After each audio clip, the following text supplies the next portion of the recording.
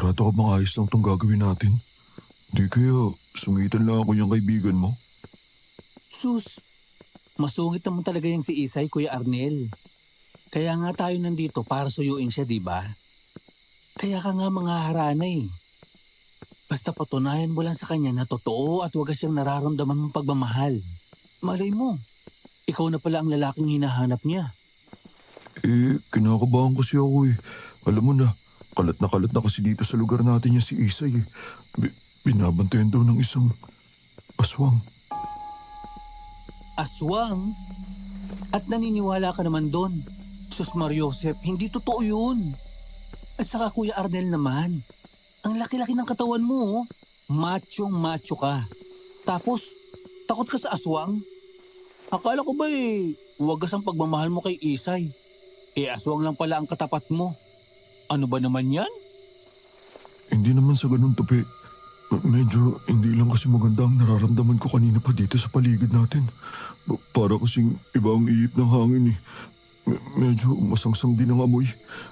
Parang amoy bulok na laman. Ay, ang dami mo naman palusot. Titipahin mo ba yung gitara mo o hindi? Sinasayang mo lang ang oras ko eh.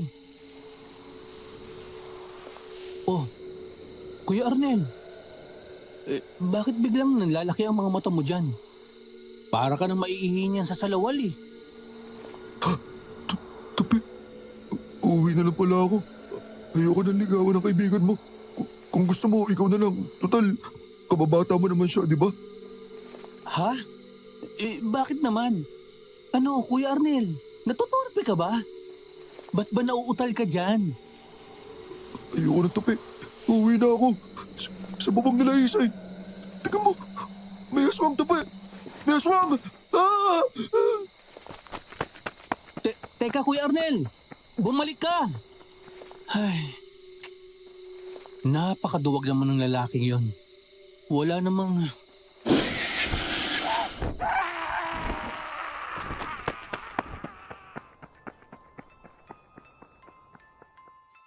Hi, Miss Anne. Hi din po sa lahat ng nakikinig ngayon dito sa Kwentong Takip Sining Channel. Tawagin niyo na lang ako sa pangalang Isay, 60 years old, Tubong Antipolo. Matagal na po akong sumusubaybay at nakafollow sa channel niyong ito at masasabi kong isa ako sa avid listeners ninyo. Kaya nga nagpatulong po ako sa apo ko para lang makapag-email din ako dito ng sarili kong kwento. Ang karanasan kong ito ay nangyari halos 4 na dekada na rin siguro ang nakalilipas, taong 1986 kung tama ang pagkakatanda ko. Dalaga pa ako noon. Magbe-21 anyos. Meron akong isang matalik na kaibigang tawagin na lang natin bilang Tupi. Isang gwapo, mabait at kuwelang hasyendero noon sa lugar namin. Kababata ko siya at siya rin ang unang lalaking nagpatibok noon sa puso ko. Isay! Isay! Pumarinig ka nga't muna tulungan mo ako rito sa mga ipinamalengke ko. Ay, nasaan ka ba? Eto na ho, Chang. Mano ho. May kaawahan ka ng Diyos, Iha. Akin na ho yung mga pinamili nyo, Chang. Siya nga pala, Isay. Ano na naman ba itong naririnig ko tungkol kay Arnel, ha? Abay hanggang ngayon, hindi pa rin makausap ng maayos ang lalaking yon. Ipinagkakalat doon sa palengke na hinabol daw siya ng aswang kagabi nang tinangka niyang haranahin ka. Totoo ba yun? Nako, ewan ko ho ba dun sa lalaking yun, Chang? Kung bakit ba naman kasi gabing-gabi na nung naisipang mangharana. Natutulog na nga ako nun eh. Naalimpungatan lang ako nung narinig kong may sumisigaw sa labas ng bintana ako na may aswang daw sa bubong natin. Siya lang pala yun. Bakit ba naman kasi yang si Arnel nagtatangka pang manligaw sa'yo? Aba, wala bang salamin sa kanila? Ano, gwapong-gwapo ba siya sa sarili niya at sa tingin niya? Babagay kayong dalawa. Halos doble na lang edad mong edad niya. Gurang na siya. Mahiya naman sana siya sa balat niya. Chang, alam nyo, iba talaga tabas ng dila nyo, ano? Ito naman kasing si Tupi. Siya pa ang kumumbinsi kay Arnel na haranahin ako dahil natutorpe raw yung tao. Hindi ba naman sanlibot isang manhid ng lalaking yun eh. Isa pa yan. Isa pa yung kaibigan mong yan. Abay, bakit ba hindi nilang siyang manligaw sa'yo at hindi yung panayang reto niya sa'yo sa iba? Lalo na doon sa Arnel na yun. Ay sus, kahit nasa tamang edad ka na, hindi pa rin magandang tingnan kung ganong katandang papatulan mo, iha. Ah, grabe naman kayo kay Kuya Arnel, Tia Leti. Oh, tupe, nandyan ka na pala. Eksaktong-eksaktong dating mo. Aba, ano bang naisip mo't pati dun sa gurang na yun eh? Gusto mong ereto tong pamangkin ko. Matinong tao naman po kasi ang pagkakakilala ko doon kay Kuya Arnel. May sariling negosyo, maganda ang buhay, maskulado pa. Hindi nga lang kagwapuhan, at saka may edad na. Kaso, duwag pala. Bigla ba namang nagtatakbo kagabi sa takot? Samantalang, wala naman po akong nakitang aswang sa paligid. Imbento masyado. Wala nga ba? Pang ilan na siya sa mga nagtangtang manligaw dito kay Isay ah. At halos lahat sila nagsabing hinabol o ginambala raw sila ng aswang. Nagiging tampulan na nga ng tsismisan tong pamangkin ko dahil sa mga kumakalat na balitang yan. Nag-aalala na ako dito sa kaibigan mo ha. Baka mamaya kinukursunada na nga ng aswang, hindi pa natin alam. Bakit naman po ako, Tia Leti? Wala naman ako nararamdaman. Ako nga po ang palaging kasama nitong si Isay. Di dapat, ako ang unang pinupuntirya nila kung sakali. Baka kasi ikaw ang aswang. Doon na nga muna ako sa kusina, Chang. Aayusin ko lang itong mga pinamili ninyo. Naaalibadbaran ako sa isa dyan eh. Lah, anong problema nun? Ay nako, ewan ko sa inyong dalawa. Sundan mo na nga lang yung kaibigan mo at mag-usap kayo. Sige po, Chang. Pupuntahan ko na lang po sa kusina si Isay. Napaismid ako nang biglang pumasok si Tope noon para sundan ako sa kusina. Napapakamot pa siya sa ulo nung lapitan niya ako.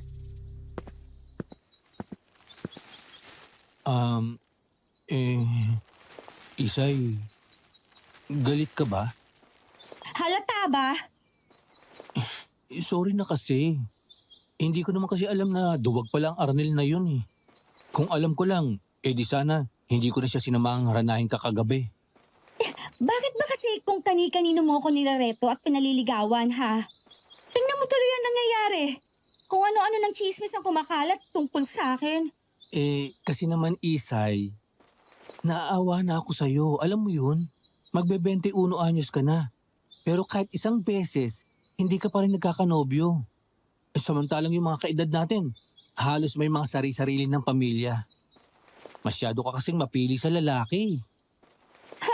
Ha? Ako? Mapili sa lalaki? Ha? Ako pa ngayon, ha? Bakit, hindi ba? Isay, alam mo, mag-asawa ka na. Para naman mabawasan yung kasungitan mo. Gustong-gusto ko nang maging ninong ng magiging anak mo eh. Alam mo, ang galing mo magsalita, no?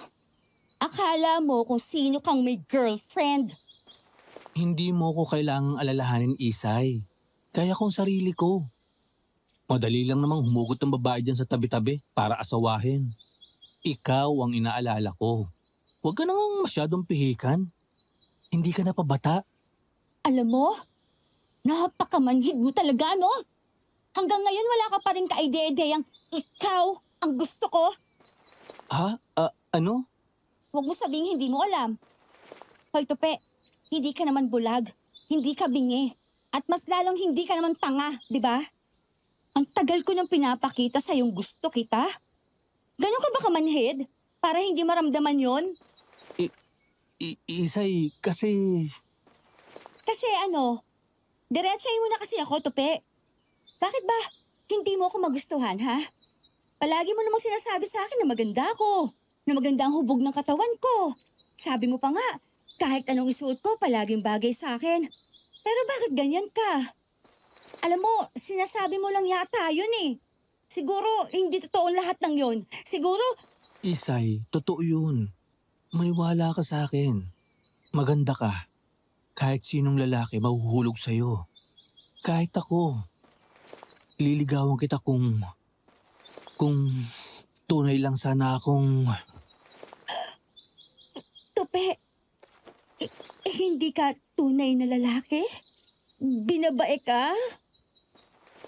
Ha? Eh... Oo. Oo, Isay. Bakla ako. Kaya sorry ha. Pasensya ka na talaga kung hindi ko kayang ibalik yung nararamdaman mo. Halos manlumo ako ng mga sandaling yon sa biglang pag-amin sa akin ni Tope, Miss Anne. Sa wakas, pagkalipas ng ilang taong pagtataka ko kung bakit hindi niya ako mapansin, nabigyan na rin ako ng sagot kung bakit. Kaibigan lang ang tingin niya sa akin.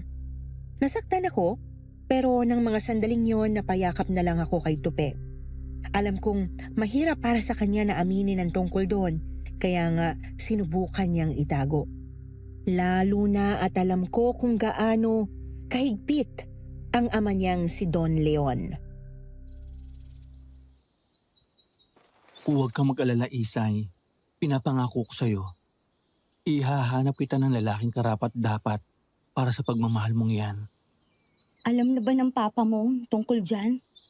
Hindi. At wala akong balak na sabihin sa kanila. Kilala mo naman si Papa, di ba? Baka gulpihin ako nun. Nako, wag na nga natin pag-usapan yan. Ang mahalaga, alam mo na ang dahilan kung bakit hindi tayo pwede. Aralin mo nang ibaling sa ibang atensyon mo. Para naman magkanobyo ka na. Ay, ano pa nga ba? Alam nga naman pilitin kitang tumikim ng mani. Saging naman pala ang gusto mo. Anong sabi mo? Ang bastos nito. Ang mahuli, hindi makakatikim na minatamis na lang kalit siyang mamaya. Ha? Teka! Hoy! Tumakbo ko matapos kong idaan sa biro ang naging usapan namin. Ang totoo, nalungkot ako bigla para sa kaibigan at minamahal kong si Tupe. Bagamat mabuti namang makitungo si Don Leon sa akin, alam ko kung ano ang taglay nitong kalupitan. Kaya nga kahit ilang taon na kaming magkababata ni Tupe noon, ay mabibilang lang sa daliri ko kung ilang beses niya lang akong dinala sa hasyenda nila. Madalas ay siya talaga ang nagpupunta sa bahay namin. Ano ka mo? Si Tupe? Binabae? Oho, Chang. Inamin niya yun sa akin nung nag-usap kami sa kusina. Yun ang dahilan, kaya hindi niya ako magugustuhan. Kung ganon, di mas magandang ang sundin mo lang ang sinabi niya, Isay. Ibaling mo sa ibang atensyon mo. Maghanap ka ng tunay na lalaking pwedeng magmahal at mag-alaga sa'yo. Tama rin naman si Tupe. Hindi ka na bumabata. Aba, gusto ko pang makipaglaro sa magiging apo ko ha. Kaya wag naman sanang uugod-ugod na ako kapag nagkaanak ka. Siyang naman bigo na nga sa pag-ibig yung tao, nagbibiro pa kayo ng ganyan Aba, Isay, hindi ako nagbibiro ha. Bilis-bilisan mo ng mag-asawa dahil ako'y tumatanda na. Chang, paano naman ho ako magkakanobyo? Kung ganyang may kumakalat na balitang may bumabakod daw sa aking anong ingay yun? Parang may kung ano bumagsak sa bubong Baka ho pusa lang, Chang. Pusa? Ano yung masangsang na amoy na yun? Abay, napakalangsa. Ang baho! Iba na ang tunog na yon, Isay. Oo nga ho, Chang. Ano kaya yun? Diyos ko, Iha. Mukhang totoo nga ang kumakalat na balitang may aswang na kumukursanada sa'yo. Oo! Sandali. Diyan ka lang. Huwag kang lalapit sa mga bintana. Magpapausok ako ng insenso. Pantaboy sa walang hiyang yan. Tiyang naman eh. Huwag niyo nga ho akong takutin ng ganyan. Hindi kita tinatakot na bata ka. Kumuha ka nga ng posporo doon at bilisan mo. Namutla ako bigla nang makita kong seryoso nga talaga si Chang sa mga sinabi niya. Nangangatal tuloy ako nang magtatakbo ako sa kusina para kumuha ng posporo. Kaya lang, pagpasok ko pa lang doon, bumungad agad sa akin yung bahagyang nakaawang na bintana ng lababo naming nakaharap sa likod bahay. At doon, halos manayo lahat ng balahibo ko sa katawan nang makita kong may isang pares ng namumula at maugat na matang nakasilip sa maliit na siwang. Chang! May aswang nga ho, Chang! Ano ka mo? Diyos ko, saan mo nakita? Sa may bintana ho, Chang! Nakasilip sa akin, Chang! Diyos ko, Iha. Maupo ka muna. Ikukuha kita ng tubig. Isay? Tia Leti? Ano pong nangyayari dyan sa loob? Si Tupi po ito. Tupi? Chang! Si Tupi! Baka bigla siyang atakihin ng aswang sa labas. Teka, sandali papapasukin ko. Chang, ano pong nangyayari dito? Bakit nagsisigawan po kayo? Tupi! Hindi ko napigilang mapatakbo noon kay Tupi at mapayakap sa kanya habang umiiyak. Takang-taka naman siyang tiningnan ako pero niyakap din ako pabalik. Ano bang nangyayari dito, Isay? Bakit ka umiiyak? May nanakit ba sa'yo? May aswang, Tupi! Totoo ang sinasabi ng mga nagtangkang manligaw kay Isay. May aswang nga na kumukursunada sa kanya. Nagpakita mismo sa kanya doon sa may kusina. Nagpakita kay Isay? Oo. Teka. Tupi, saan ka pupunta? Lalabasin ko ang walang hiyang yon. Ano? Huwag na. Dito ka na lang. Wala ka namang laban doon eh. Oo nga naman, Tupi. Baka mapano ka lang. Hindi po, Tia Leti. Kaya ko po ang sarili ko. Bitiwan mo muna ako, Isay. Tupi naman. Kung makaasta ka dyan, akala mo lalaking-lalaki ka. Dito ka na lang kasi sabi. Ilalabas ko talaga ang pagkalalaki ko kapag hindi ka tinigilan ng aswang na yon. Walang hiyang yon. Ilang beses ko nang pinagbantaan, hindi pa rin tumitigil. At teka nga, bakit parang hindi ka yata nagugulat na totoo ngang may umaaswang sa akin? May alam ka ba tungkol dito, ha, Tupi? Mamaya na ako magpapaliwanag, Isay. Baka makatakas yung...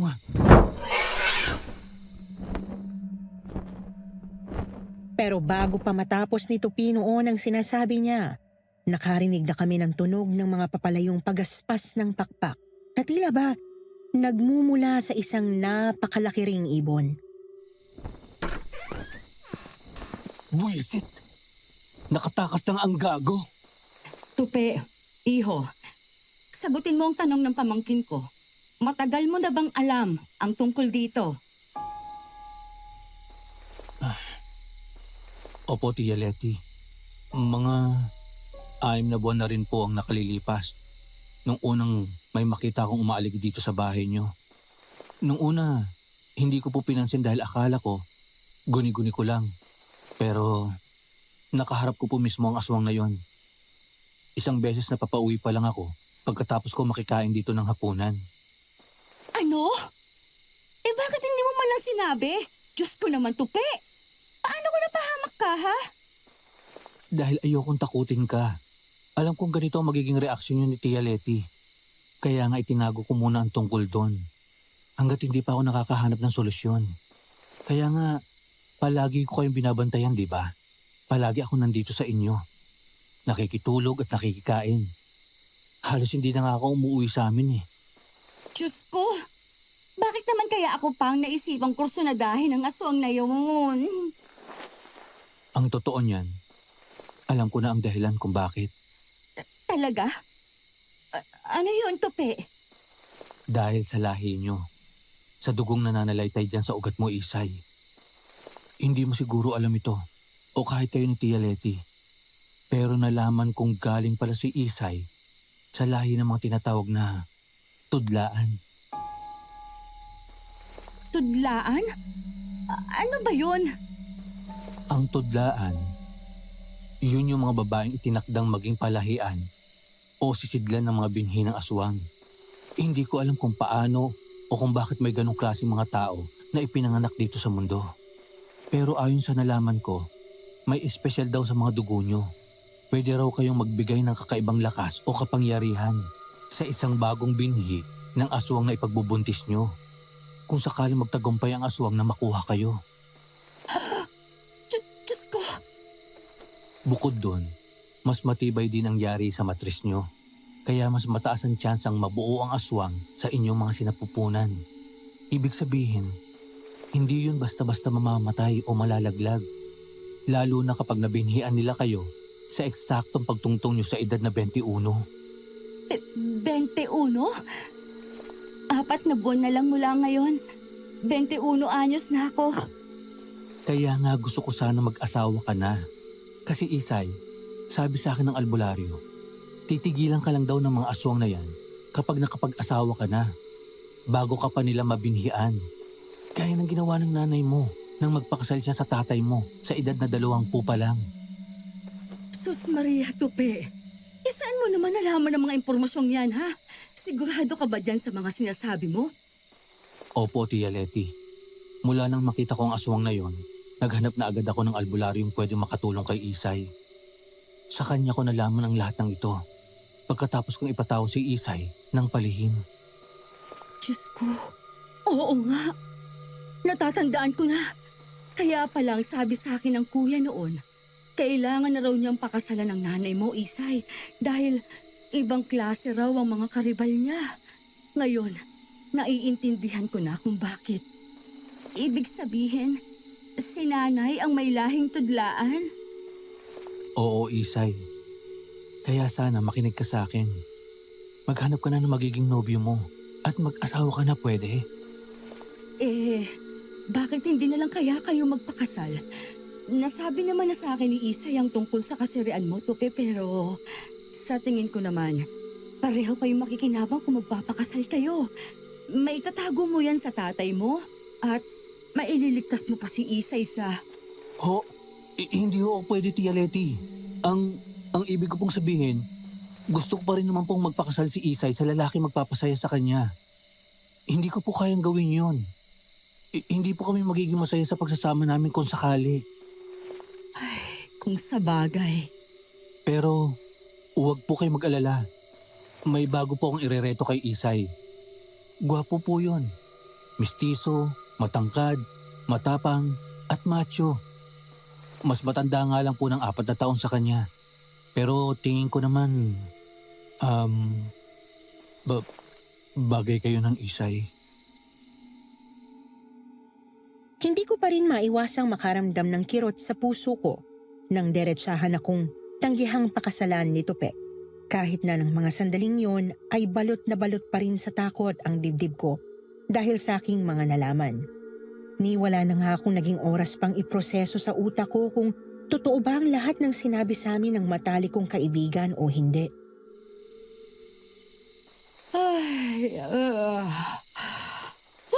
Masyadong naging mahaba ang gabing ito. Ang mabuti pa, magpahinga na kayong dalawa, ha? Matutulog na rin ako at napagod ako sa mga nangyari. Nakapaglagay na ako ng mga pangontra sa paligid. Magdasal na lang kayo bago kayo matulog para siguradong may proteksyon kayo. Sige na. Papasok na ako sa kwarto. Sige po, Tia Leti. Psst, tabi tayo ha. Anong tabi ka dyan? Sa sahig ka. Sa sahig. Nakalimutan mo na bang asindera itong kaibigan mo? Diyan na tayo sa kutsyon. Ang laki-laki ng higaan mo eh. Ay, ang arte. Oo na, oo na. Hindi pa rin ako sanay na ganyan ka.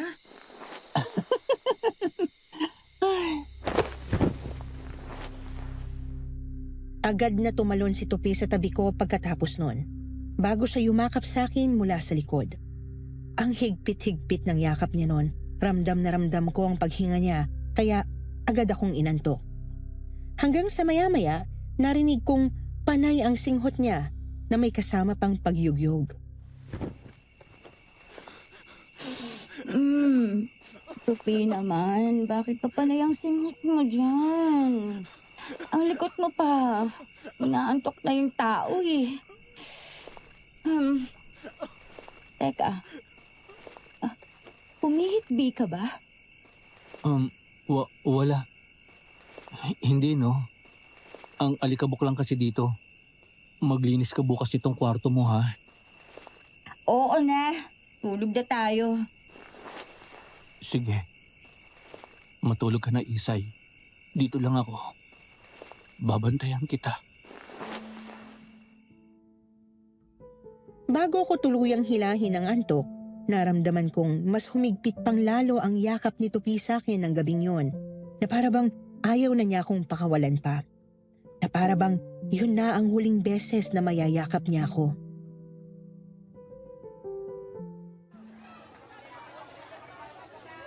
Eto ho ang bayad para dyan sa bawang, Manong. Sa inyo na ho ang sukle. Salamat ho. Ay!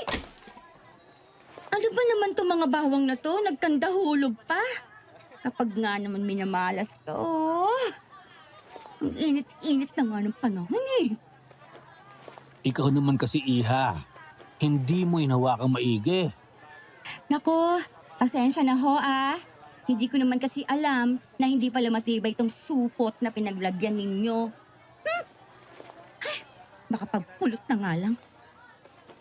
Manong, meron ho ba kayong tindang... Ay naka, tulungan na kita dyan, miss. Bigla akong napaangat ng tingin sa nagsasalita habang nagpupulot ako ng mga natapong bawang sa gilid ng kalsada. Medyo nagulat pa ako nang makita ang isang mestisong lalaki na nakasuot ng unipormeng pampulis na tumutulong sa akin sa pagpupulot. Eto na, miss. Ilagay mo na lang ng diretso dyan sa bayong mo para hindi ka mahirapan. Salamat ho, sir. Sir, Max na lang ang itawag mo sa akin. Tsaka, wag mo na akong iho. 25 lang ako, no? Ganun ba? Sige, Max. Taga rito ka, miss? Oo, diyan lang ang bahay ko sa may kanto. Uy, sabi ko na eh. Kung nga nakita ko lumabas ng bahay ni Aling Leti kaninang umaga. Kaano-ano mo siya? Tita ko siya. Bakit? Tagasan ka ba? Ako yung bagong lipad dun sa paupa ni Aling Leti. Yung katabi ng bahay niyo mismo. Di naman sinabi ni Aling Leti na may pamangkin pala siyang mukhang Diyos eh. Ha? Anong... Asos! Ingat ka, Noy. Baka mamaya, ikaw naman ang sunod na peste ng kumukursonada sa babaeng yan. Kung magtatangka kang manligaw, ikaw rin. Pareho kaming napatingin ng kausap ko sa tinderong pinagbibilhan ko kanina ng bawang. Nagpapasaring siya at halatang binabalaan si Max tungkol sa aswang na napapabalita noong ilang beses nang gumagambala sa mga sumusubok na manligaw sa akin. Kabilang na ang anak niyang si Arnel. Kung sa bagay, may baril ka naman eh. Mukhang kaya mo namang lumaban sa aswang dahil pulis ka. Pero ingat ka pa rin, Noy. Kung yung mismong mabait niyang kababata ngay hindi siya magawang ligawan eh. Siguro, naduduwag din. Aswang? Ano ang ibig niyong sabihin, Manong? Abay, hindi mo ba alam? Yang si Isay, balitang-balita rito na may aswang daw na kumukursanada dyan. Abay, pati nga yung anak ko. Kamuntikan ng malapa ng aswang dahil sa kanya. Jesus Ginoo, nagpapaligaw pa kasi. Mandadamay pa ng ibang tao sa problema niya. Grabe kung magkwento ho kayo ha. Parang wala ako rito sa harap nyo ha. Abay, nagsasabi lang ako ng totoo, Isay. Dapat balaan mo rin ang mga lalaking gustong manligaw sa'yo. At nang hindi sila napapahamak. Para lang ho sabihin ko sa inyo ha, Manong, hindi ho ako nagpaligaw sa anak ninyo. Siya ho itong makulit na nagpunta pa sa amin ng hating gabi para mangharana. Tapos, duwag naman pala. Che! Ay, bakit pa kasi dito ko pa naisipang bumili ng bawang eh? Makalayas na nga. Bigla ko na lang tinalikuran ng tindero. Pagkatapos ay inis akong naglakad papalayo sa tindahan niya. Gusto ko siyang suntukin sa mukha, sa totoo lang. Pero pinigilan ko dahil nakakahiya naman dun sa pulis na kaharap namin. Na maya-maya pa ay bigla na lang humabol sa akin. Isay! Isay, sandali! Ano? Sungit naman. Sasabay lang naman sana ako pa uwi. Hindi mo ba narinig ang pagbabanta ng tinderong yon? May aswang na kumukursunada sa akin, no? Totoo yon. Kita mo yung mga bawang na binili ko kanina? Ang dami, di ba? Pangontra ko kasi yon sa aswang. Kaya kung ako sa'yo, lumayo-layo ka na para hindi ka mapahamak. Teka. Wala naman sa akin yun eh. Hindi naman ako natatakot. Ang totoo niyan, kilala kita eh. Ikaw pala yung balak daw ipakilala sa akin ni Tupe. Si Tupe? Magkakilala kayo? Oo, magkaibigan kami. Dati kasing tauhan sa asyenda nila yung tatay ko. Alam mo, nabanggit niya rin sa akin yung problema mo tungkol nga dyan sa aswang na yan eh. Kaya nang malaman niyang naghahanap ako ng mauupahan, inirekomenda niya sa akin yung apartment ng tiyahin mo. Gusto niya kasing pabantayan kayo sa akin. Pabantayan? Bakit sa'yo? Kung hindi mo kasi natatanong, sanggang dikit kami nun. Malaki ang tiwala sa akin ni Tupe. Kaya siguro sa akin niya kayo naisipang ibilin. Dahil hindi niyo naman siya palaging kasama, di ba? Isa pa, pulis ako. Obvious naman siguro sa suot ko. Oo nga. Totoo pala talaga yung sinabi sa akin ni Tupe, no? Ha? Na ano? Maganda ka nga. Lalo na kapag ganyang nahihiya ka. Bigla na lang ako nung nakaramdam ng pag-iinit ng mukha ko. Kaya binilisan ko na lang lalo ang paglalakad.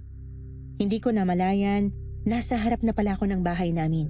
Pero nakasunod pa rin sa akin si Max. Nandyan na palang kaibigan mo, Tupe. Teka, bakit magkasama kayo ng bagong border natin, Isay? Nagkakilala lang ho kami dyan sa may palengke, Chang.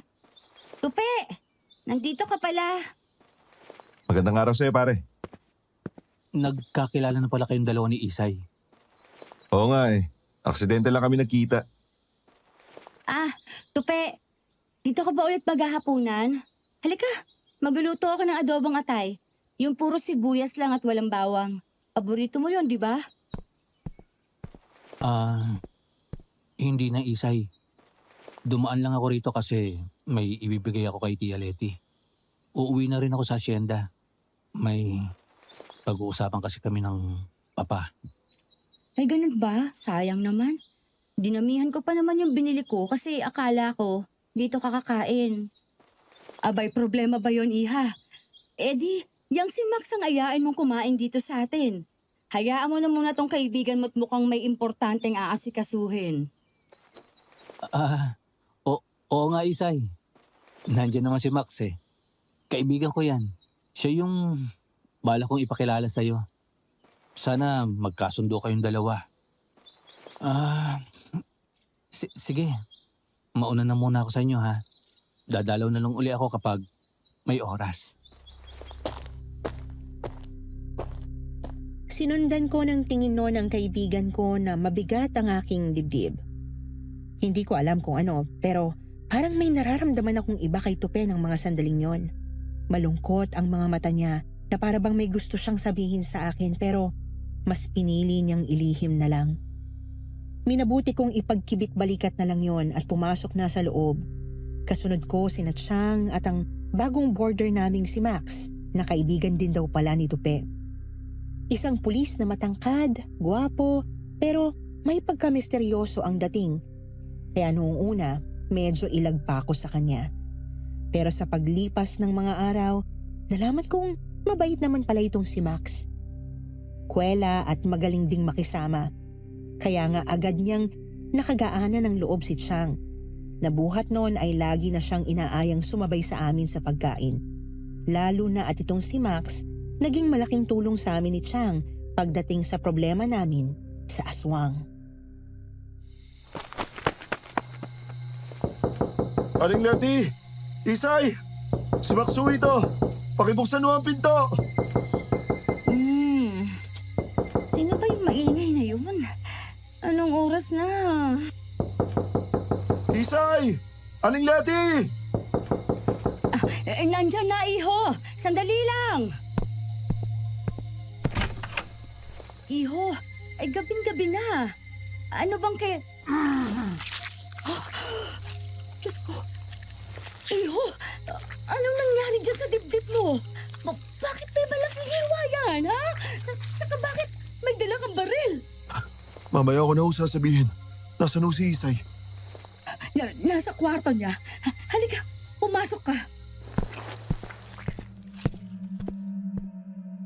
Hating gabi na noon, napabalikwas ako bigla sa higaan nang marinig ko ang natatarantang pag-uusap ni Chang at Max sa may salas. Kaya lumabas ako ng kwarto. Isay!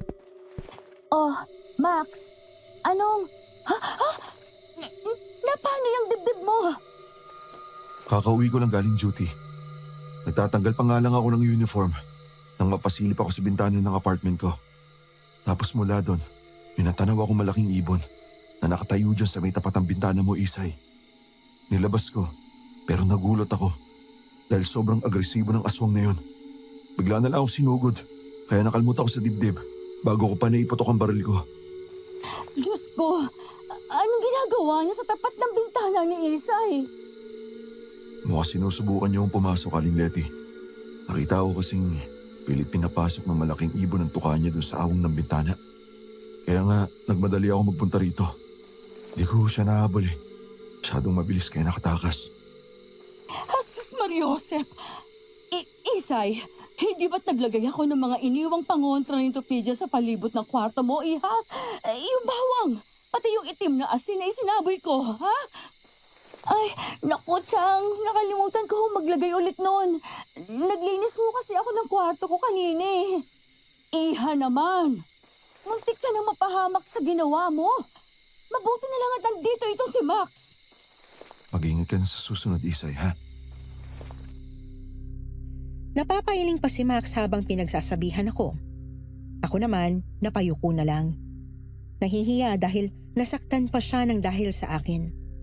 Dahil doon, nag-offer akong gamutin na lang ang sugat niya na buti na lang talaga ay mababaw lang. Bagamat mahaba ang pagkakahiwa.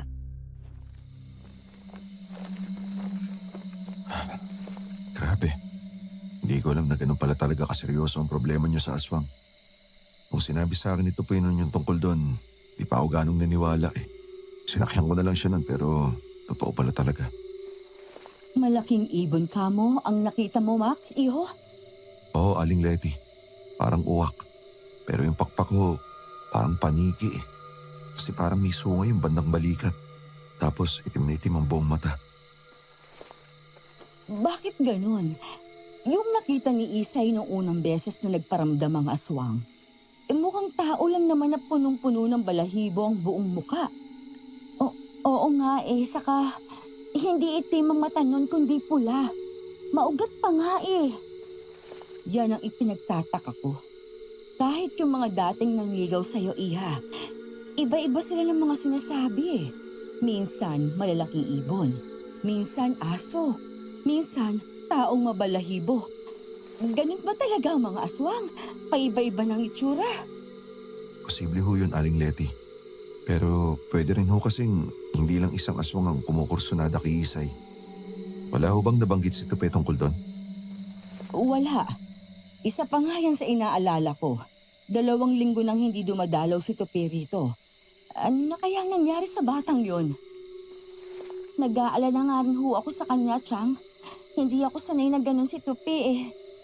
Sa totoo lang ho, Bala ko siyang puntahan dun sa mismong hasyenda nila bukas. Ano? Nako, baka mapahamak ka pa, Isay, wag na. Pero Chang, nag-aalala na ho talaga ako kay Tupi.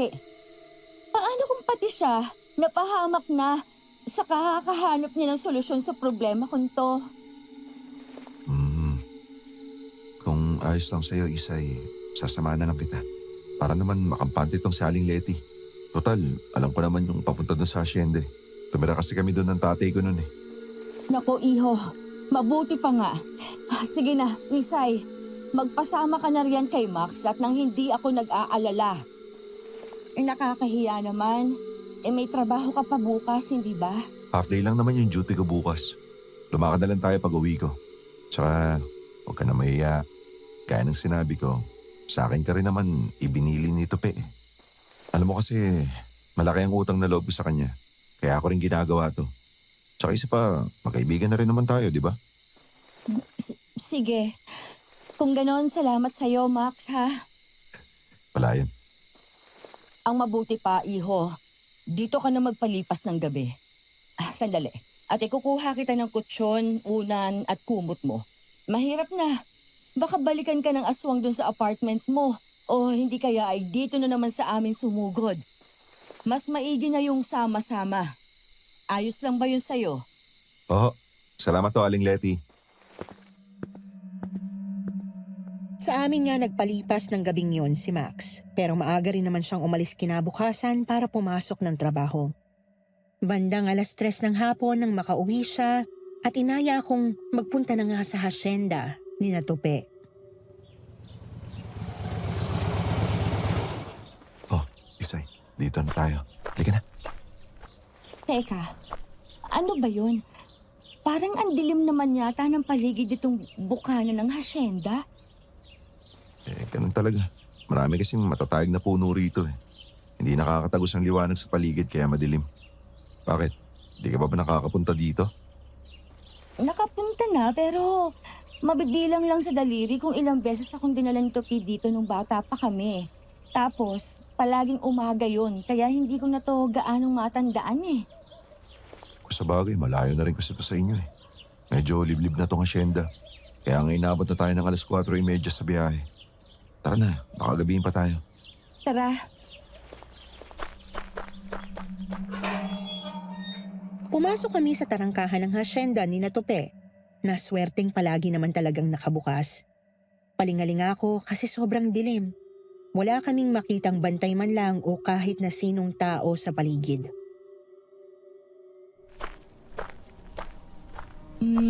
Max, ganito ba talaga rito? Wala nang tao sa paligid eh. Di ba maraming trabahador dito? Siguro. Bata pa kasi ako nang mapatira kami ni tatay nandito. Tapos, saglit lang din naman yun. Kaya ang alam ko lang, pagsapit ng ganitong mag-aalas 5 ng hapon, dapat talaga nasa bahay na yung mga trabador. Utos yun ng tatay ni Tupi. Medyo weirdo talaga yan si Tito Leon, ano? Kahit si Tupi, palagi nagreklamo sa akin nung tungkol sa tatay niya. Kaya nga halos sa amin na yung tumira, saka dun sa dorm niya. Ayaw na nun umuwi dito. Oo, kaya nga umalis din kami dito kagad. Di kasi gusto ni tatay yung pamamalakan ni Sir Leon. Buti na nga lang at si Tupi, pinagpatuloy pa rin ang pagsuporta noon sa pag-aaral ko. Kahit na umalis na bilang trabador nila si tatay. Hanggang sa eto, naging pulis na nga ako. Teka, ito na pala yung bahay niya na Tupi. Tara, katok tayo. Tao po! Tupi! Tupi pare! Nandito kami ni Max, narinig mo ba yun? Pamilyar yung tunog na yun. Isay, huwag kang lalayo sa akin. Nalintikan na. Mukhang nasundan tayo ng hayop na yun. Aga pa naman pero nagbabantay na. Wala pa yatang tao rito kinatupi eh. Saradong-sarado ang bahay nila. Saan ba tumutuloy ang mga trabahador nila? Humingi tayo ng tulong. Sa bandang dulo pa nitong asyenda nandun yung bahay at kamalig ng mga trabador. Mas delikado doon kung doon pa tayo tatakbo. Dahil mas madilim ang dadaanan natin papunta doon. Kamatakot. May dala ka palang baril. Oo, para laging handa. Halika na. Sa ibang araw na lang natin balikan si Tupi. Baka may pinuntahan sila ng...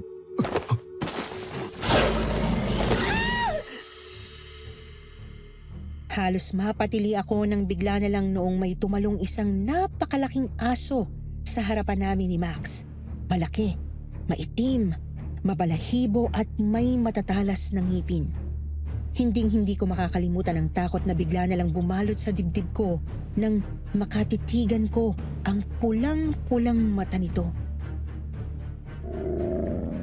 Dito ka sa likod ko, Isay. Diyos ko! Max! Ang laking aswang niyan! Dito yung nakita ko kagabi.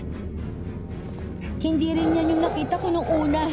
Lintik, ilang aswang ba ang umahabol sa'yo? Hindi ko alam, Max. Hindi ko alam. Buisit. Meron pa sa ibabaw natin. Yung malaking ibon. Napahigpit ang kapit ko kay Max nang sa pagkatingala ko ay nakita ko nga ang isang malaking ibon na nakadapo sa isang sanga ng puno. Nakatingin ito sa amin na parabang nagbabadya itong mandagit.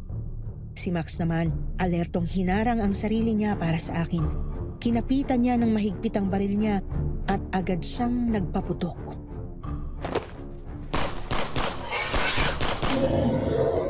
Huwag kang lalayo sa tabi ko, Isay. Maliwanag. Oo. Max, may dala rin ako nung itim na asin na ibinigay sa akin ni Tupi. Nandito sa bulsa ko. Ayos yan. Tumakot ka, Isay. Tapos ihanda mo lang. Pagbilang ko ng 3, isaboy mo dito sa asong kaharap natin. Tapos, tatakbo tayo. Sige. 1, 2, 3. Gaya ng sinabi ni Max sa akin, sinabuyan ko ng itim na asin ang mukha ng asong kaharap namin. Kitang-kita ko kung paanong umusok ang mukha ng malaking aswang na ito. Pati na rin kung paano itong nag-iigik sa sakit. Ang problema, gulat na gulat kami ni Max nang meron pang sumulpot na isa sa harapan namin. Na sa pagkakataong ito ay mas malaki at mas nakakatakot ang itsura. Lintik, ang dami nila. Diyos ko! Diyos ko! Ano bang kasalanan ko sa inyo? Tigilan niyo na! Anong? Bakit sinugod ng aswang ngayon yung isa pa, Max? Hindi ko rin alam, Isay. Pero hayaan mo na sila. Hindi ka na. Tumakbo na tayo. Bilis! Nang hilahin ako ni Max ay sumunod na lang ako. Iniwan naming nagpapambuno yung 2 malalaking asong itim. Hindi ko alam kung bakit, pero yung bagong dating na aswang, para bang iniligtas niya pa kami ni Max. Kaya lang, habang tumatakbo kami ay narinig naman namin ang pagaspas ng pakpak ng isa pang aswang. Mukhang ito naman ang susugod sa amin. Lintik na ibon to. Talagang ayaw mo tumigil, ha? Max! Mag-ingat ka! Huwag ka nang lumingon dito sa likod, Isay. Tumakbo ka na lang. Akong bahala sa'yo. Diyos ko, tulungan niyo po kami. Huwag niyo po kaming hayaang mapahamak. Yun, sa pool. Isay, tinamaan ko yung malaking ibon. Halika na! Nang makalabas kami ng hasyenda, wala nang nakasunod pa sa amin ni Max. Hingal na hingal kami noon. Tapos, kinakabahan pa ako dahil malapit nang lumubog ang araw. Buti na lang yung harap ng hasyenda ni Tupi, katapat na noon ay kalsada. Eksakto namang may napadaang tricycle, kaya agad na kaming sumakay doon bago pa may humabol sa amin ulit.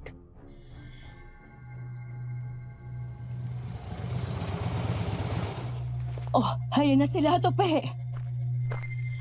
Ha? Tupi! Nandito ka!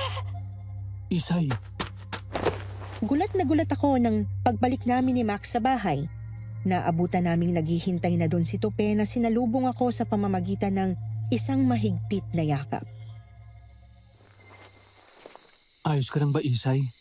Hindi ka ba nasaktan? Oo. Teka nga, saan ka ba nagpunta? Galing kami sa inyo eh. Pinag-alala mo ako na hustong buwisit ka? Hindi na mahalaga yun. Ang mahalaga, yung sasabihin ko. Isay, makinig ka sa akin. Kailangan mo na mag-asawa. Ano? Yun lang ang paraan para tigilan ka na nila. Hindi ka tatantanan ng mga aswang na yon hanggat hindi ka nag-aasawa bago mag-21. Maniwala ka sa akin, Isay. Kanina naman ako magpapakasal, ha? Wala nga akong nobyo, di ba? Tupe, paano yung braso mo? Bakit may malaki kang sugat dyan? Wala ito. Gas-gas lang ito. Anong gasgas? Wak-wak yung sugat mo, Tupe. Tingnan mo nga. Oo nga pare, parang kalmot yan ah. Na paano yan? Wala ito, pare. Sumabit lang ako sa alambre kanina nung naglalakad ako papunta rito. Huwag yun akong intindihin. Pwede ba yun? Halika, Tupe. Gagamutin ko yung sugat mo. Lalapitan ko pa sana si Tope ng mga sandaling yon, pero bigla na lang siyang lumayo sa akin at naglakad papuntang pintuan. Kahit si siyang naguluhan sa naging kilos niya noon, pati na rin si Max. Aalis na ako, Isay. May pupuntahan pa kasi ako eh. Dumaan lang ako rito para sabihin yon. Isay, makinig ka sa akin ha. Mag-asawa ka na. Sa lalong madaling panahon. Pare, hindi naman ganun kadali ang sinasabi mo. Ang pag-aasawa, hindi yan parang mainit na kanin na kapag napaso ang bibig mo, pwede mong iluwa. Iba ang kaso ni Isay, pare. Kapag hindi pa siya nag-asawa ngayon, mas lalong magiging agresibo ang aswang na yon na kunin siya. Kailangan magpakasal na siya. Parang pagod na pagod ang mga mata ni Tope nang sabihin niya yon. Pagkatapos ay sinulyapan niya si Max. Ilang saglit pa nga silang nagtitigan noon na parang nag-uusap. Kahit hindi bumubuka ang mga bibig nila, nagkakaintindihan silang dalawa. Hanggang sa tuluyan na ngang umalis si Tope dahil uuwi na raw siya sa kanila, naguguluhan pa rin kami. Sobrang bilis ng mga nangyari ng araw na yon. Pero lalo pa akong naguluhan nang maya-maya pa, si Chang na mismo ang nangumbinsi sa akin. Iha, tama si Tope. Kailangan mo na mag-asawa. Chang, at iba naman kayo? Max, may gusto ka sa pamangkin ko, hindi ba, iho? Oo? Ang sabi sa akin ni Tope, nung bata pa raw kayo ay nakikita mo na si Isay kapag nagpupunta ang pamangkin ko sa hasyenda nila. Kilala mo na siya noon pa, hindi ba? Huwag ka nang magkaila pa, iho. Ikinuwento na sa akin ni Tope na kaya ka pumayag na bantayan ng pamangkin ko ay dahil noon pa man may gusto ka na sa kanya. Kaya lang, hindi ka nagpapakilala dahil akala mo may relasyon sila ni Tope, hindi ba? Kitang-kita kong bigla na lang nahiya si Max sa mga tanong na yun ni Chang sa kanya. Kahit ako nagulat. Napanganga pa nga ako noon at nagpapalit-palit ang tingin sa kanilang dalawa. Chang, ano ba yung pinagsasabi ninyo? Nakakahiya kay Max. Hindi, Isay. Totoo naman ang sinasabi ng tiyang mo. Ha? Malaki kasi ang utang na loob ko kay Tope. Kaya ayoko siyang kalabanin. Akala ko kasi nobya ka niya. Pero nagkalakas ako ng loob na magpakilala sa'yo nang malaman kong wala naman palang namamagitan sa inyong dalawa. Ang totoo niyan, bahala ko naman talagang manligaw sa'yo. Kaya lang, ayaw din naman sana kitang biglain. Pero, Max, iha, mabuting lalaki naman si Max. May magandang trabaho, mabait na bata. Mukha rin namang magaan ang loob ninyo sa isa't isa kaya sa palagay ko, mabilis lang kayong magkakagustuhan. Isay, ikaw na lang ang meron ako. Ayokong mawala ka sa akin. Kaya mas gugustuhin ko pang mag-asawa ka na ngayon kaysa naman aswang pa ang umasawa sa'yo. Pero, Chang, hindi naman siguro. Makinig ka sa akin, Isay. Sinabi na sa akin ni Tope ang lahat ng nalalaman niya. Kapag ang isa man lang sa mga aswang na humahabol sa'yo ay nagawa kang punlaan, Ang batang mabubuo dyan sa sinapupunan mo, yun din ang papatay sa'yo. Mamamatay ka oras na magbuntis ka ng sanggol ng aswang. Kakainin ka mismo ng sanggol na yon hanggang sa may panganak mo siya. Kaya makinig ka sa akin, Iha. Nakikiusap ako sa'yo. Mag-asawa ka na. Sa totoo lang, para akong timang na natulala na lang noon sa sinabi sa akin ni Chang. Ni hindi ko alam kung anong magiging reaksyon ko, lalo na nang makita ko siyang umiiyak sa unang pagkakataon. Parang ayaw ko pa rin maniwala na totoo lahat ng nangyayari sa akin ng mga panahong yon, pero hindi ko naman maikakaila ang mga naranasan namin sa loob ng mga nagdaang linggo. Isay, uminom ka muna ng gatas para makalma ka. Salamat, Max. Hindi ka makatulog? Hindi eh. Hindi ako dinadalaw ng antok. Ikaw, hindi ka pa ba uuwi? Gabi na, may pasok ka pa bukas. Dito ulit ako matutulog sa salas niyo. Mahirap na. Baka aswangin ka na naman eh. Hindi mo naman kailangan magpagod ng ganyan para sa akin. Hindi nga, pero gusto ko. Max, pasensya ka na ha. Kasi pakikilala pa lang natin.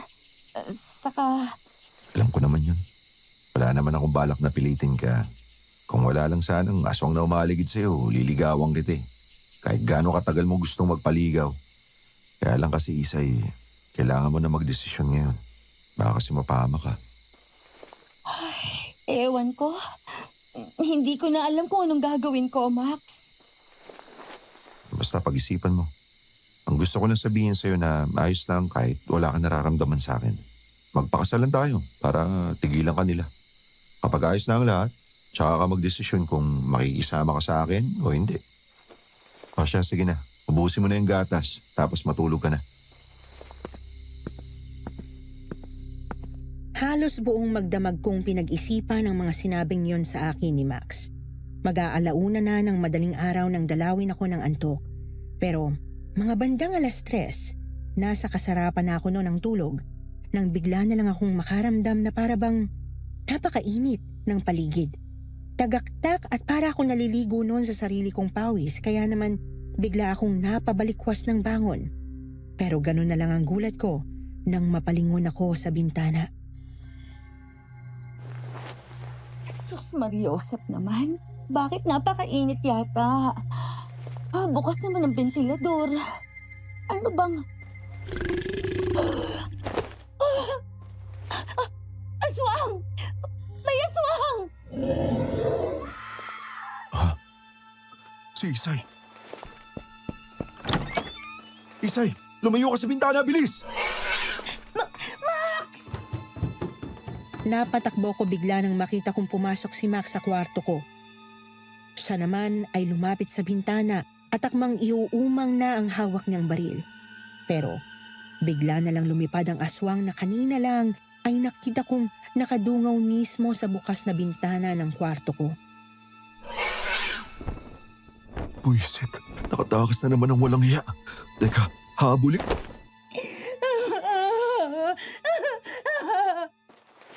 Isay, ayos na, wala nang aswang. Bigla na lang ako napaupo noon sa sahig. Napaiyak ako habang dumadagundong ang dibdib ko.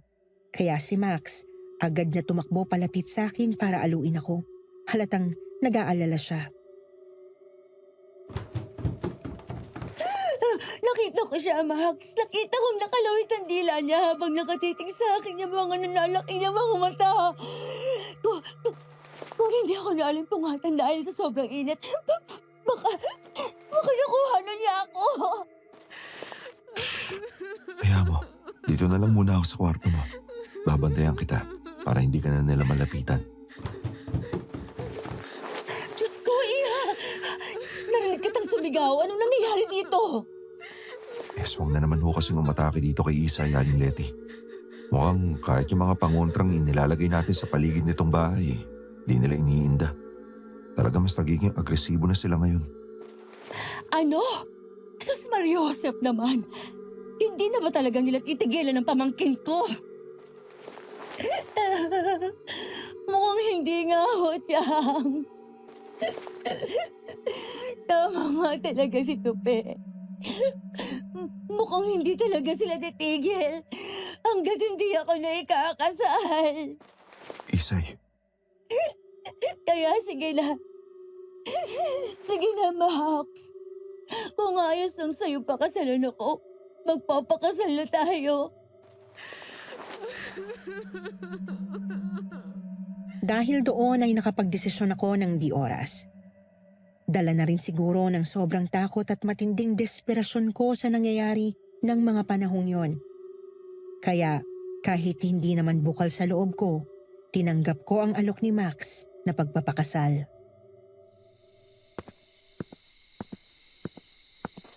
Ayos ka lang ba, Iha? Buong araw kang tahimik ka. Mula nang bumalik kayo ni Max kanina galing sa patahian, hindi ka na kumikibo. Ay, huwag mong sabihin, nagdadalawang isip ka na. Anak, 3 linggo niyong pinaghandaan ni Max itong magiging kasal ninyo sa susunod na linggo. Huwag mong sabihin ngayon mo pa balak umatras. Kawawa naman yung tao.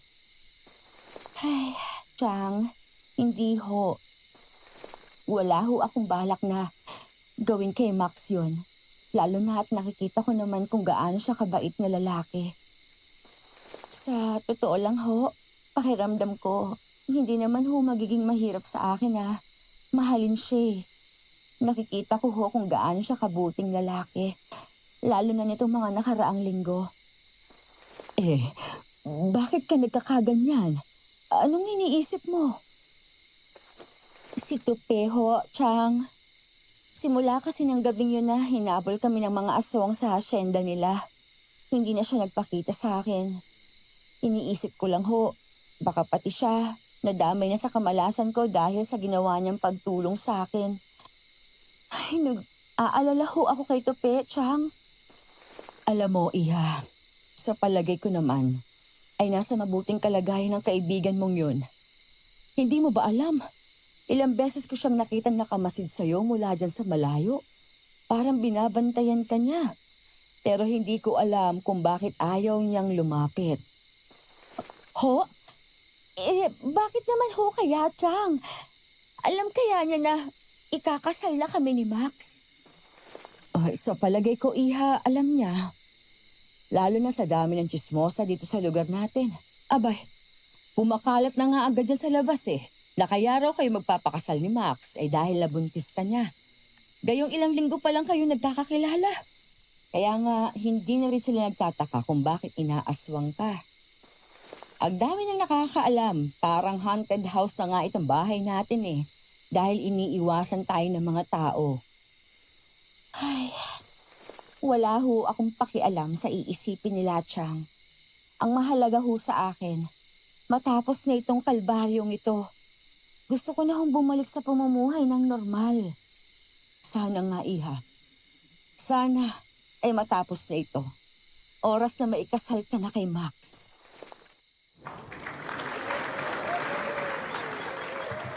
Binabati ko kayong dalawa, Isay, Max. Sa wakas, nairaos na rin natin itong kasal ninyo. Kahit biglaan. Sana maging maayos ang pagsasama ninyo. Max, iho. Siguraduhin mong tratuhin mo ng maayos ang pamangkin ko, ha? Oo naman ho, Aling Leti. Chang pala. Chang, alam nyo, ang drama nyo. Para namang hindi na tayo magsasama sa iisang bahay Wala naman kaming balak na bumukod nitong si Max. Hindi kita pwedeng iwan, ano? Kung lilipat man kami, isasama pa rin namin kayo. Ikaw naman, natutuwa lang naman ako sa wakas. Nahanap mo na rin ang makakasama mo sa buhay. Ay, akala ko'y matutulad ka sa akin na tumanda ng dalaga dahil sa pagiging pihikan ko sa lalaki.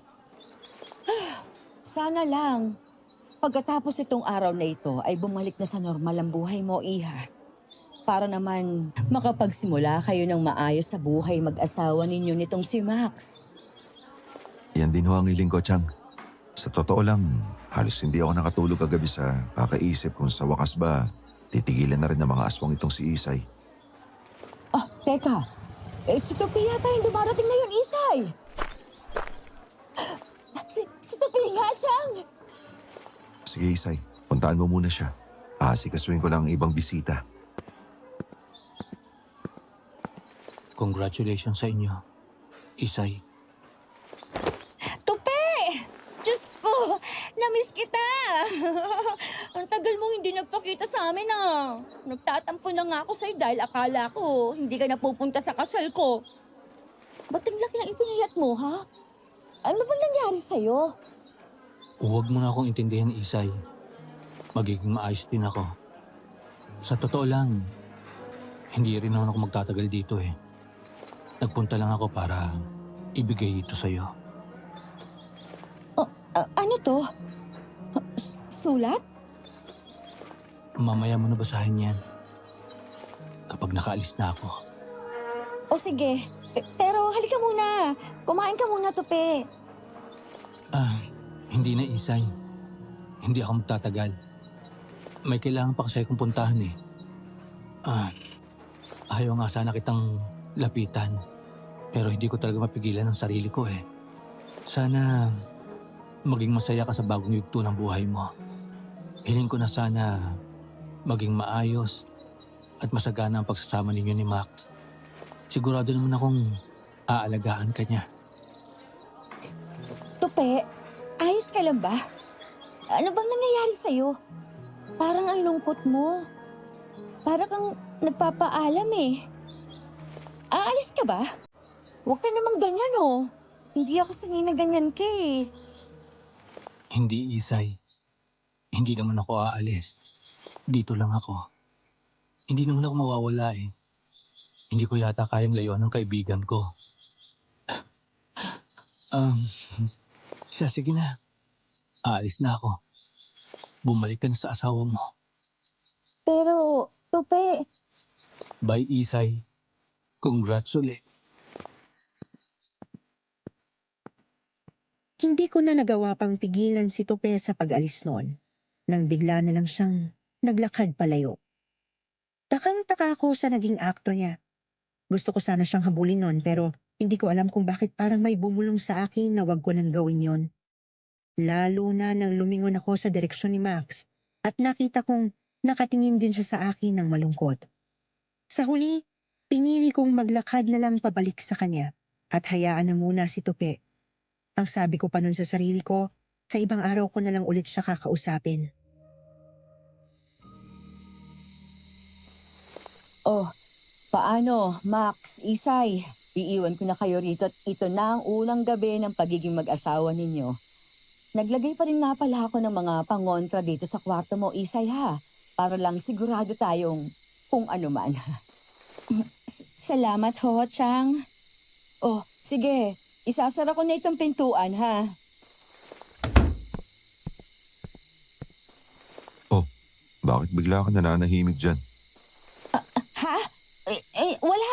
Wala naman. Pulang-pulay ang mukha mo. Ano ba iniisip mo? Ano ka ba? Huwag ka mag-alala. Wala akong binabalak na masama sa'yo. Max, pasensya ka na ha. Alam mo naman kahit pagkakaroon ng nobyo, hindi pa ako nakaranas, kaya... Naiintindihan ko, Isay. Dito ako matutulog sa sahig para maging komportable ka. Salamat. Max, nandiyan na naman yata sila. Lintek. Kala ko ba sabi ni Tupi titigilan ka na ng mga yan kapag nag-asawa ka na? Kasal na tayo ah. Hindi ko rin alam pero naaalala ko. May iniwan nga palang sulat si Tupi kanina nung dumalaw sa reception. Nasaan? Iniabot ko kay Max ang sulat na iniwan sa akin ng kaibigan ko at sabay namin yung binasa. Pero nang matapos namin gawin yon, halos hindi na namin alam kung paano kami titingin sa isa't isa. Ibig sabihin, hindi lang kasal ang kailangan para tigilan ka na nila. Hintik naman tong si Tupi. Bakit ba biniti niya pa yung tungkol dun? Malinaw ang sabi dito sa sulat, Max. Kailangan kong ibigay ang sarili ko sa'yo para tuluyan na nilang tigilan ang pag-iinteres sa sinapupunan ko. Pero Isay, Ayos lang sa akin. Wala rin naman akong ibang dapat na pagbigyan nun kundi ikaw lang. Ikaw naman ang asawa ko eh. sigurado ka ba? Oo, Max. Sigurado ako. Pangako, Isay. Hindi ka magsisisi na pumayag ka magpakasal sa akin. Mahal kita, Isay. Tango at isang nahihiyang ngiti na lang ang naisagot ko noon kay Max. Pagkatapos noon, tahimik na kaming dalawa. Ang tanging naririnig na lang namin ng gabing yon ay ang mga kakaibang huni at alulong ng mga aswang na nagbabantay sa labas ng bahay namin. Tumayo ako at ako na ang kusang nagpatay ng ilaw. Pagkatapos noon, alam niyo naman siguro kung ano ang nangyari. Naging totoo si Tupi sa sinabi niya sa sulat na yon. Matapos kong ibigay sa asawa ko ang sarili ko ng gabing yon, dinig na dinig namin kung paanong nagtakbuhan at naglipara na lang ang mga aswang palayo sa amin. Yun na ang huling beses na ginambala nila kami. Pero ang hindi ko lang matanggap, ayun na rin pala ang huling beses na magkakaroon ako ng ugnayan sa kaibigan kong si Tupi. Na mula nun ay hindi na rin naman nagpakita pa sa akin. Bigla na lang siyang nawala na parang bula. Sinubukan namin siyang hanapin pero talagang hindi na namin siya nakita.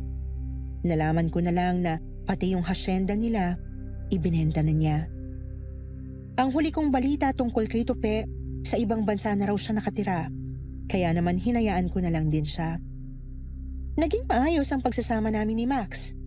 Bumalik sa normal ang buhay ko at nawala na sa wakas ang banta ng aswang sa akin. Hindi naging mahirap para sa akin ang mahulog ang loob ko sa kanya dahil napatunayan kong isa siyang mabuti at napakabait na asawa. Sa totoo lang ay wala na akong mahihiling pa sa kanya. Hindi kami agad nagdesisyong magkaroon ng anak ni Max sa takot na baka babae ang maging anak namin at ito naman ang sumunod na gambalain ng mga aswang. Pero sa huli, natutunan din naming huwag nang magpadala pa sa takot. Nagkaroon kami ng isang anak ni Max. Buti na lang at lalaki. Kasama si Chang ay nabuhay kami ng maayos hanggang sa pumanaw siya noong taong 2016 dahil na rin sa katandaan. Akala ko doon na nagtatapos ang lahat tungkol sa karanasan kong ito pero nagkakamali pala ako. First death anniversary ni Chang noon. Naghahalongkat ako ng mga naiwan niyang gamit para sana sa wakas ay maialis ko na yon sa bahay bilang pagsunod sa tradisyong nakasanayan namin. Nang may isang sulat akong nakitang nakaipit sa mga gamit niya. Nagulat ako nang mabasa kong galing yon kay Tupi. Isang sulat na mukhang pinili na lamang ilihim sa akin ni Chang. Bago ko tapusin ang kwentong ito, ay hayaan niyo sana akong ibahagi rin yon sa inyo.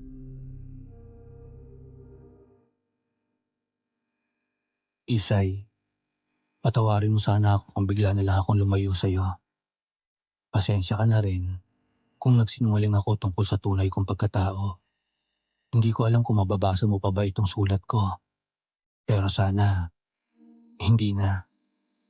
Dahil dito ko gustong aminin sa'yo na, Isay, mahal din kita. Pero hindi tayo pwede. Hindi pwede dahil mapapahamak ka lang sa akin. Sana maging masaya ka, Isay. Alam ko namang tama ang taong pinili ko para sa'yo. Babantayan na lang kita palagi. Kahit hindi mo alam. Mahal kita, Isay. Hanggang ngayon, ginugulo pa rin ako ng sulat na yon. Dahil kasi doon ay mas marami pang tanong na nadagdag sa iniisip ko. May mga hinalang na buo sa dibdib ko na gusto kong bigyan ng kasagutan.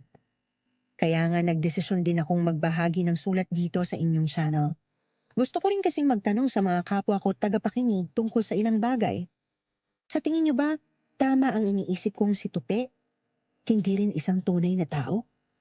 Sa tingin niyo ba ang kaibigan kong yon ay isa ring aswang? At sa tingin niyo ba, gaya ng sinabi niya sa sulat, hanggang ngayon ay binabantayan niya pa rin ako nang hindi ko alam? Gusto kong marinig ang opinyon niyo. Comment lang kayo at babasahin ko kung sakaling mapili ng kwentong takip-silim ang kwento kong ito. Muli, ay ako nga po pala si Isay. Hanggang dito na lamang po at maraming salamat.